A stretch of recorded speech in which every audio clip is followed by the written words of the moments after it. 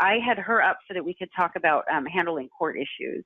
So we'll log into the system just to show you. So we're running Chrome, but this would work in Safari as well. So this is just loading up her web page. Yep. Because as Ray said, we're device and browser independent. Yep. So for Rafaela, if we switch gears and we talk about code enforcement, she's going to go and she's going to run a report on her court days. So she's got all of these reports defined that are searching through the database and pulling out any hearings that are supposed to occur on a certain date. So let's run this, say, court docket report for 10/31. So I know that's a future date. That's because I wanted to show some work that wasn't completed yet. So they run a report like this, and it pulls this data up. So we have full access on the iPad. So their code violations get tracked in the system, and I'll show you the codes after a minute. The code violation file. But when it gets to the level of a hearing, they go to the courtroom and they take their laptop in. This is an iPad, but just imagine that it's, whatever device you want to take to court so that they can manage the process through the court. So you can see on this file that in the first row, there's this file number. That means we can click on this link.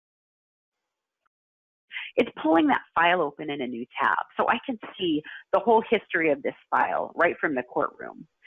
So we can see on the history tab that this is a code enforcement case. It gives us code compliance up at the top. It tells us it's a case. So this looks a lot like the licensing file. It's just got some different tabs in here. So their activities are to do, say, a code enforcement inspection. And they go out, and you can see there's this whole history with this one. So if they find a violation, like this one on 11.1 says fail, so I'm going to click on that one.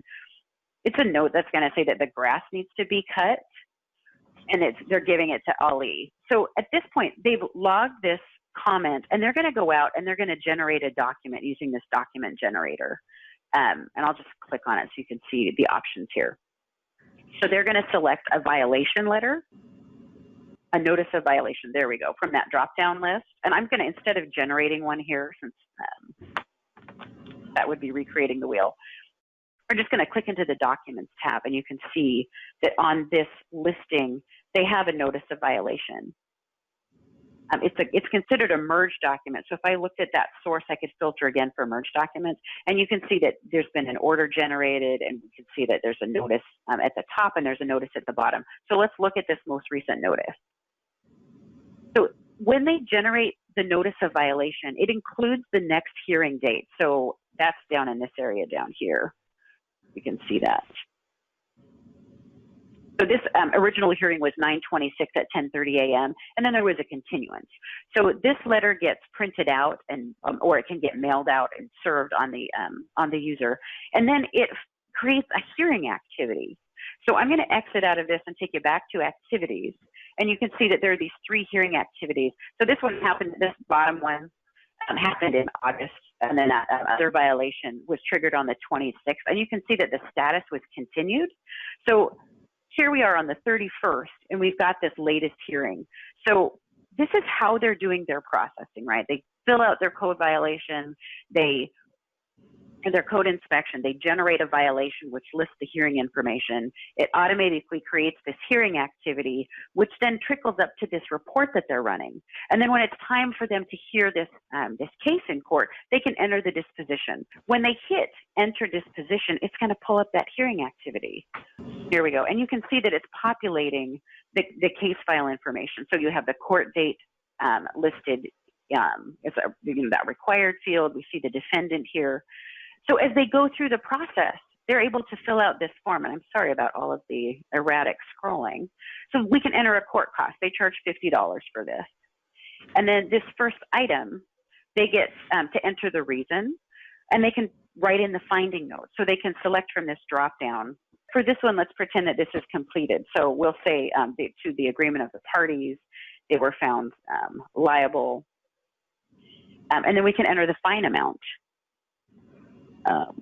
I'm just going to select a random outrageous dollar amount, $2,500. And then we could put finding notes in. So my favorite in this test is just guilty, guilty, guilty. Just for for expediency's sake. So we've got this information logged. We can add a completion date here to this activity, and we can provide status.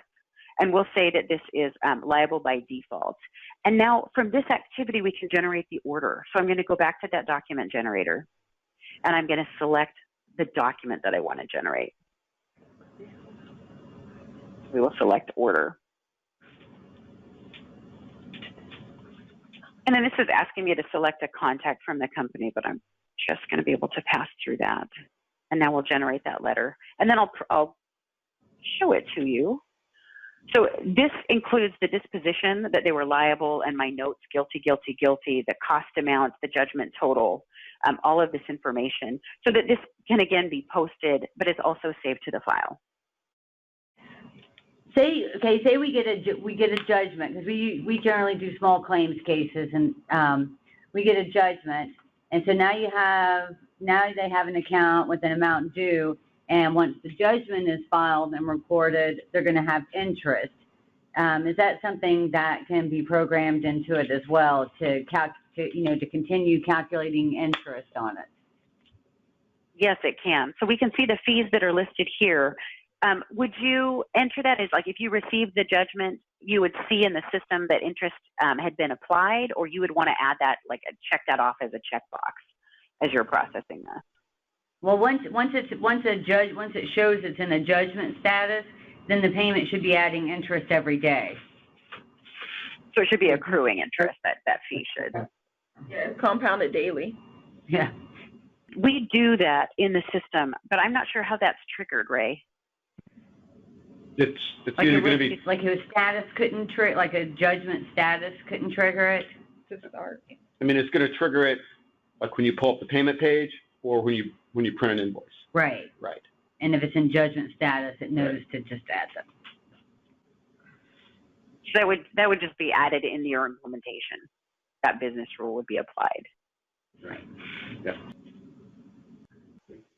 And again, the status is very important because there is a lot of workflow that is there in the system, current system, which dictates everything, right?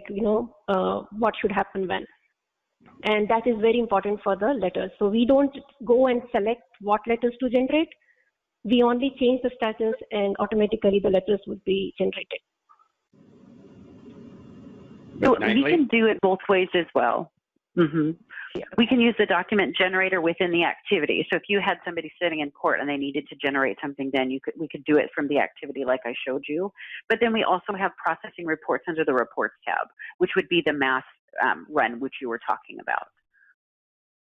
So Okay. Citizenserve can do it And both the other ways thing as well. is, okay. So, and the other thing is the data, the stormwater fee and the user fee is actually a part of the tax data, which is in another of a tax system. So anything that is delinquent and not paid for a year, we pull all that information in an extract file, and that extract file is loaded into our legal system. And on the legal system, there is a research, they do a research on it, and after that, they decide whether to file a case for that particular unpaid delinquent account or not. While it is being done, the system should automatically identify based on certain criteria whether there is already an existing case in the system or not. If there is an existing case without any judgment yet received, then the new delinquent taxes should automatically be added to that case. So means as long as the data is the same. Or else we should create a new one. With the different system. So, I mean, that would all be accomplished Yes. through the integration itself, all that logic. Yes, and exactly. So that whole logic and this, the integration with the new system, our tax system, that's another thing which we're looking forward to. And when on the legal system, we also take payments, right? Like the revenue collections take payments on those. So any taxes which is prior to 2010 or prior, that we create an import file at the end of the day, And we have another system for the user fee alone, and we automatically update on the user fee. So if you have, say, 10 accounts paid on the legal, then those 10 accounts by the evening will be paid by a batch process on the user fee system. So all those integration also we are looking for, we need. Yeah, Cara, did we capture all of those integration points that you just discussed in the proposal? Okay. We did, yes. All of those are included and have been included in our pricing. Okay. Okay.